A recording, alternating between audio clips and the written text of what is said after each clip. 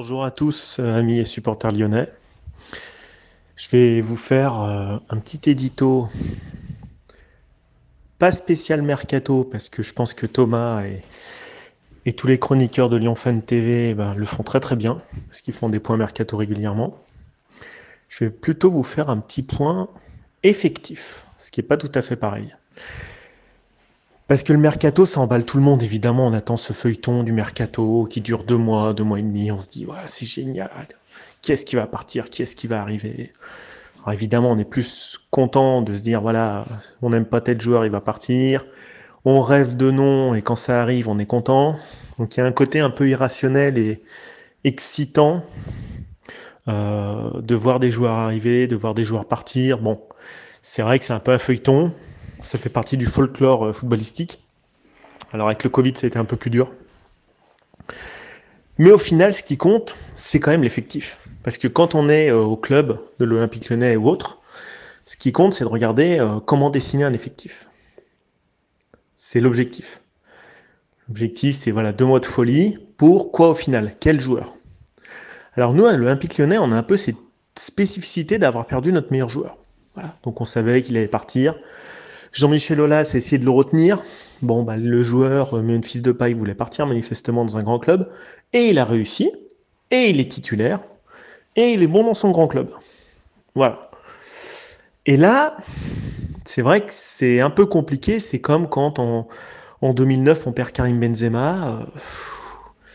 C'est compliqué parce que voilà, les supporters à l'époque étaient allés manifester à Gerland, je m'en souviens. Là, c'est plus les mêmes périodes, on n'est plus aussi fort au niveau des équipes et puis ça évolue. Les gens peuvent plus râler sur les réseaux sociaux ou autres. Et puis Memphis Depay, c'est pas l'enfant du pays comme Karim Benzema, donc on va pas aller dire voilà, Monsieur Aulas a vendu 35 millions d'euros Karim Benzema à l'époque. C'était la pépite du centre de formation, championne de France avec l'Olympique Lyonnais de l'époque, avec la grande équipe. Là, on a changé de registre, mais on commence ce mercato par le départ de Memphis Depay, international néerlandais, grand joueur de football. Voilà, c'est un grand attaquant. Voilà. Effectivement, quand on voit ce qu'il fait à Barcelone, effectivement, on peut être qu'admiratif parce que c'est un joueur qui sait, avec peu, créer des grosses situations de but et les mettre. Voilà. C'est vrai que notre attaque est un peu orpheline. Alors après, on a le retour de Moussa Dembélé en compensation. Alors moi, je vais plutôt vous faire un retour plutôt effectif que mercato, maintenant. Donc si on prend l'effectif de l'Olympique Lyonnais, qu'est-ce qu'on se dit? On se dit au poste de gardien de but, on a Anthony Lopez.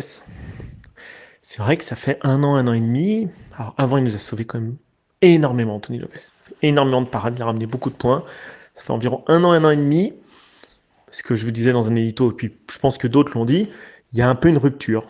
Alors moi, je pensais que c'était par rapport à ses sorties. Constant disait, c'est aussi par rapport à sa prolongation de contrat qui s'est pas forcément très bien passé avec Lyon, il a eu du mal à digérer. Et l'idée à l'Olympique Lyonnais, dans l'état-major, c'était de le concurrencer. C'était de le mettre en concurrence avec André Onana, si possible. Ça a l'air d'avoir du mal à se faire, malheureusement.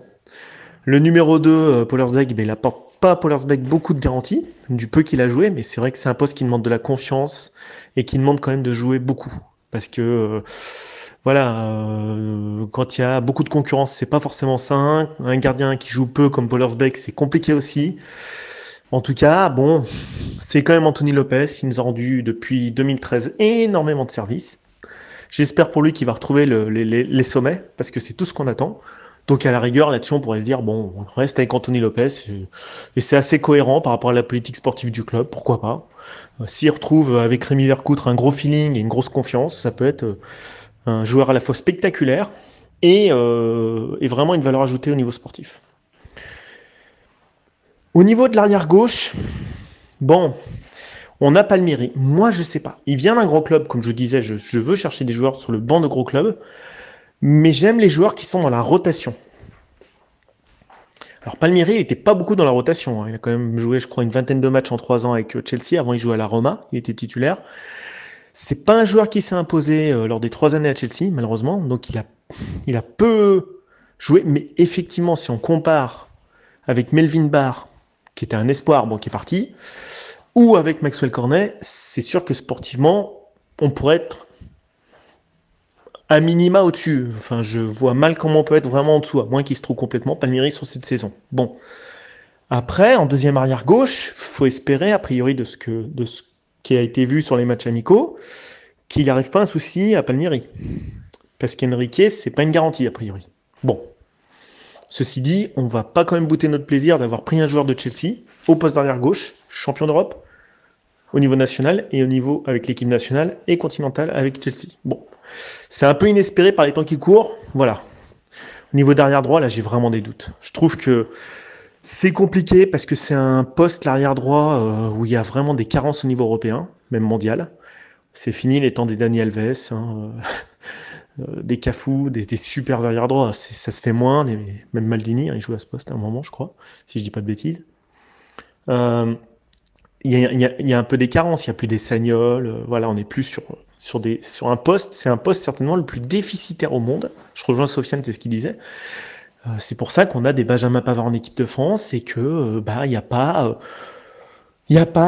pléthore de talent mondial sur ce poste d'arrière droit. C'est une vérité.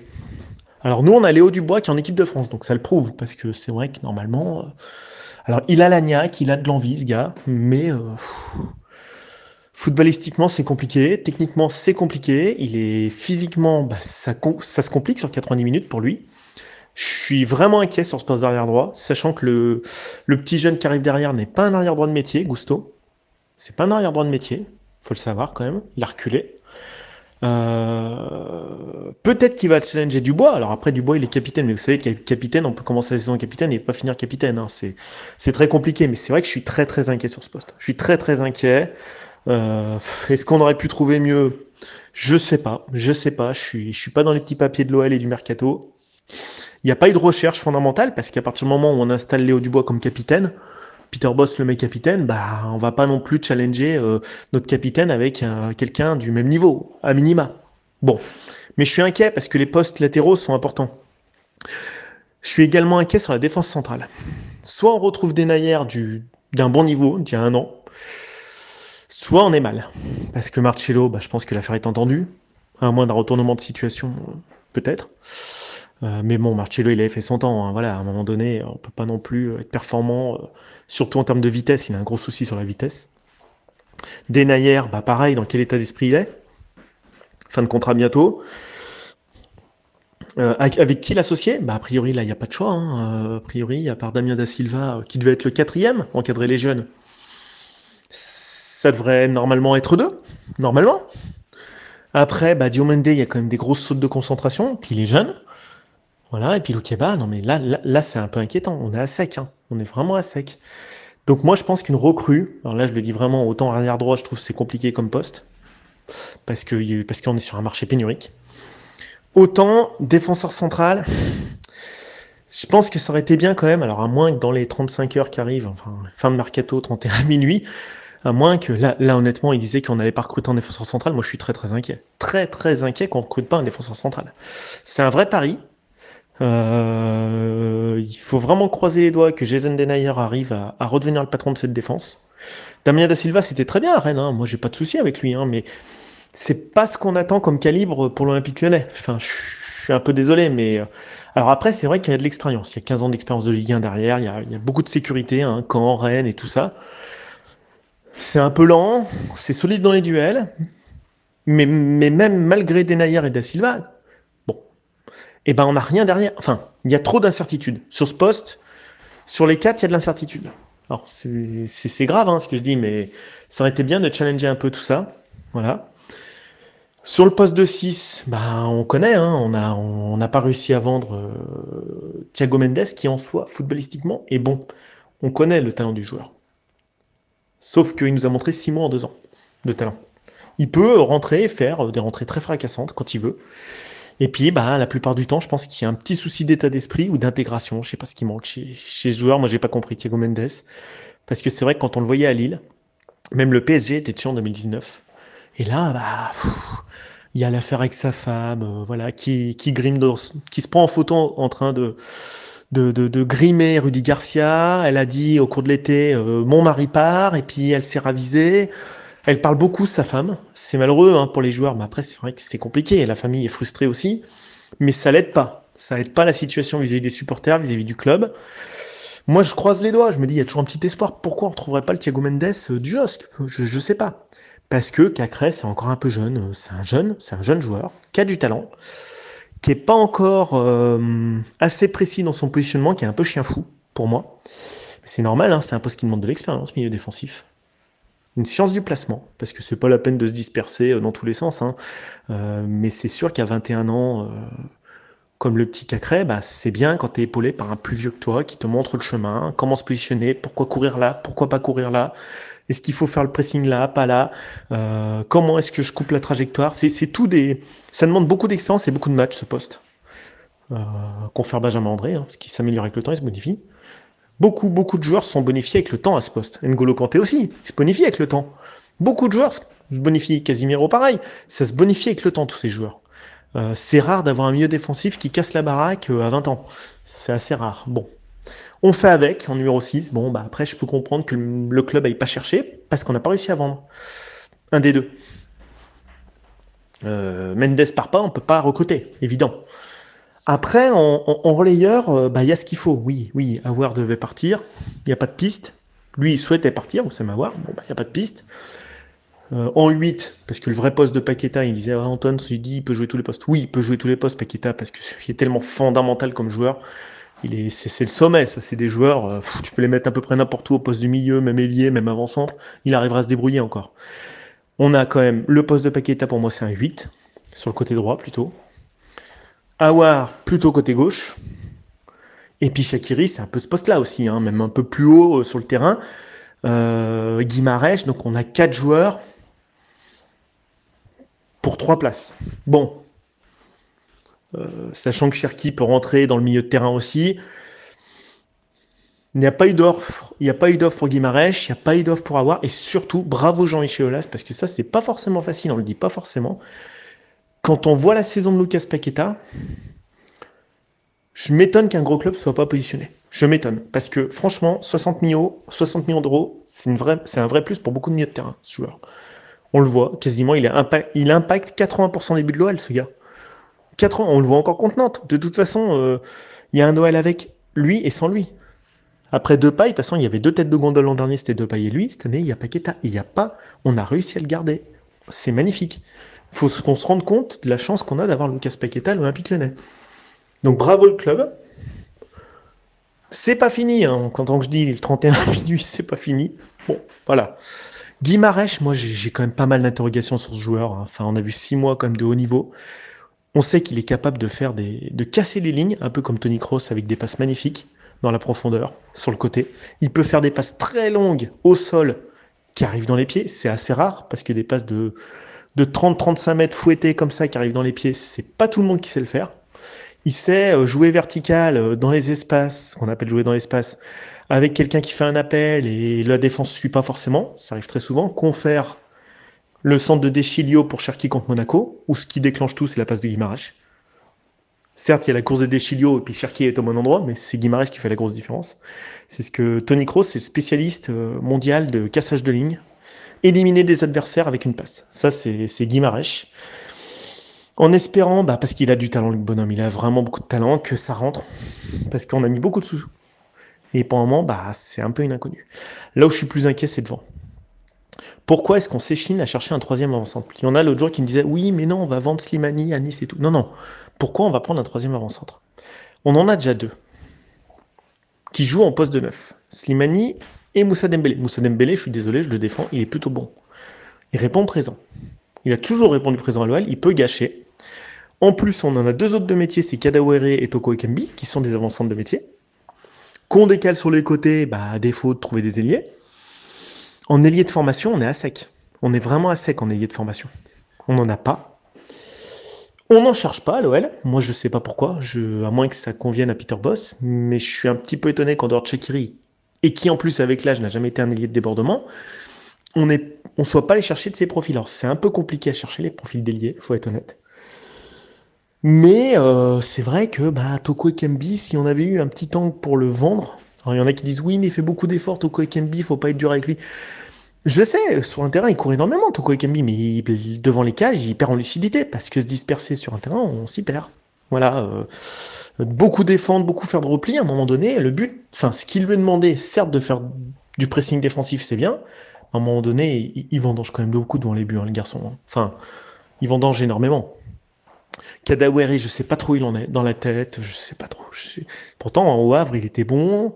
Quand il rentrait l'an dernier, il nous a sauvés contre Saint-Étienne. Il a mis des buts importants contre le PSG, quand on gagne là-bas. Je pense que c'est un joueur qui a beaucoup de potentiel, Kadawere. Beaucoup plus que Toko Ekambi, qui est un produit plus fini. Moi, je pense que ça aurait été quand même judicieux de céder quand même, tout comme on l'a fait avec Cornet, Toko Ekambi, parce que là, on plafonne. On plafonne en talent, on plafonne en technique, on plafonne en lucidité aussi, et en concentration. Voilà, bon, après Slimani, c'est un bon joueur qui est sur la fin de carrière. Il est plutôt deuxième attaquant, en avançant de pur, il peut marquer des buts. Je sais pas trop où il en est, moi, Slimani. C'est vrai que chercher un autre avançant plus efficace, c'est pas mal, hein, si on va chercher Azmoun ou Gaëtan Laborde, que j'adore. J'adore Gaëtan Laborde, complètement sous-coté ce joueur. Mais on fait quoi de nos avançantes qu'on empile au bout d'un moment? C'est ce qui a provoqué le départ de Moussa Dembélé quand Depay était repositionné dans l'axe. Si c'est ça. Et qu'est-ce qu'on fait de nos ailiers qu'on n'a pas vraiment? Sachant qu'on a vendu Cornet, qui était avant-centre à la base à Metz, puis qui a glissé ailier. Je suis un petit peu perdu sur le poste, surtout défenseur central ailier, j'ai du mal à comprendre. Pourquoi il y a un manque, pourquoi ça convient à Peter Bosz et tout. Bon. Et le poste d'arrière droit, mais celui-là, il est vraiment spécifique. Voilà, donc c'est un peu une revue d'effectifs que j'ai fait rapidement, hein, voilà. Le mercato n'est pas terminé, vous allez me dire, attends, il peut y avoir des surprises. Voilà, dites-moi ce que vous en pensez. Moi, c'est le DC et l'AC qui me posent souci. Défenseur central, je comprends pas trop où on va. On est dans l'inconnu, sachant que ça aurait été pas mal de chercher un gros défenseur central. Un ailier, ça aurait été sympa. Et puis, pourquoi s'exciter sur un avant-centre à la fin alors qu'on a des joueurs en poste et en contrat? Donc, je trouve qu'on est un peu sur un mercato compliqué. J'ai du mal à voir la lisibilité de tout le mercato de l'Olympique Lyonnais par rapport à l'effectif. Parce que je comprends pas tout. Alors vous allez me dire, oui, t'as pas parlé de Cherki. C'est vrai que j'ai pas parlé de Cherki, parce que Cherki, c'est un jeune joueur, faut pas l'oublier. Faut pas qu'on le grille. Faut pas griller les gamins. C'est un gamin. Même s'il a un gros contrat et tout, il a que 18 ans. Bon, à 18 ans, c'est compliqué. C'est compliqué d'être hyper réaliste, d'avoir toute la responsabilité. Il y a qui a 18 ans qui peut percer facilement à ce point-là? Cristiano Ronaldo, Messi, c'est pas simple. Donc ne le grillons pas, parce qu'on va finir par le griller comme Sainté a grillé Paganelli. Ça se grille des gamins au bout d'un moment, et c'est bête. C'est bête. Il faut lui laisser du temps, il faut lui faire comprendre que peut-être qu'un prêt aurait été bien pour lui. C'est peut-être pas mal, en effet, sur Roland Courbis le dit. Parce qu'à un moment donné, il faut laisser les jeunes, il y a 18 ans, c'était tout petit, quoi. Enfin, c'est un gamin. On l'oublie. Il a pas 25 ans. C'est un jeune joueur, très très jeune joueur. Faut pas non plus brûler les joueurs pour les brûler. Je suis pas chaud. Il faut le protéger, ce joueur. Il faut peut-être le prêter. Peut-être qu'il fera des choses sensationnelles et peut-être que ça finira comme Martin Odegaard ou d'autres joueurs qui percent très tôt. Là, je cite un exemple récent, hein, Martin Odegaard. Ça se termine. Ils font finalement une carrière correcte de pro ou bonne, mais voilà. Mais lui, c'est vraiment un joker pour moi. Je le mets encore sur le statut de joker et je veux pas l'incriminer dans l'effectif en plus ou en moins, sachant que pour moi, ça devrait être encore du bonus un jour de 18 ans et on ne devrait pas fonder notre attaque sur lui. Alors s'il pète tout cette année, tant mieux. Moi, je le souhaite. Mais c'est un peu un bonus, un joker pour moi à son âge. Voilà. Allez, réagissez. L'effectif, il est joli sur le papier, il est pas vilain. Défenseur central, je suis un petit peu dubitatif. Pourquoi chercher un troisième avant-centre pour les empiler et où on en est de nos ailiers droits, nos ailiers gauches, parce qu'on s'échine sur un 4-3-3 avec des joueurs comme Kadawere, Toko sur les côtés, c'est pas leur job. Ils sont pas formés comme ça, ils ont pas ce dribble, cette vista, ce sens de la passe, c'est pas leur truc. Voilà. Allez, je vous laisse. Bonne réaction à tous et puis bonne rentrée. Ciao, ciao.